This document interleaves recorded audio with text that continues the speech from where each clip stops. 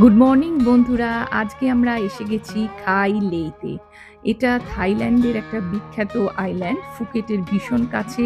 এখানে লোকজন বিশেষ থাকে না।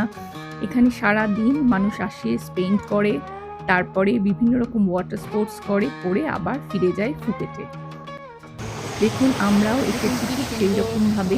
জেট স্কি হচ্ছে, ভীষণ সুন্দর এই আইল্যান্ডটা। এখানে লোক থাকে না। এখানে 1 ঘন্টা আমরা এখানে স্পেন্ড করবো, 1-2 ঘন্টা করে তারপরে চলে যাব।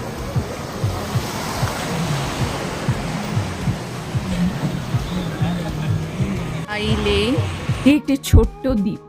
খাই মানে থাই ভাষাতে ডিম, তো একে এগ আইল্যান্ড বা ডিমের আকৃতির ডিম আইল্যান্ডও বলা হয়।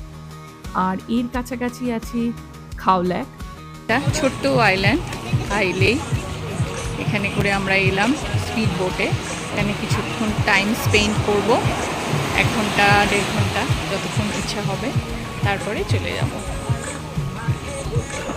এখানে খুব সুন্দর স্নরকেলিং, সুইমিং করা যায়, যার ফলে টুরিস্টরা ভীষণ খুশি হয়। খাই আইল্যান্ডের বালির রং হচ্ছে কিন্তু ঠিক ডিমের খোসার মতন, অর্থাৎ সাদা সাদা রঙের বালি।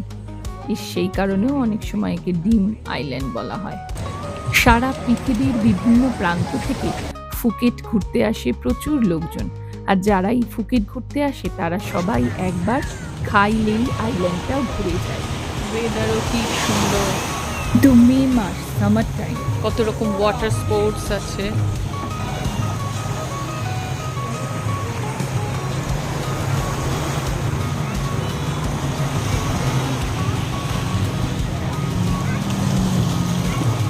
এখানে অনেকেই সুইমিং করে, স্নরকেলিং করে।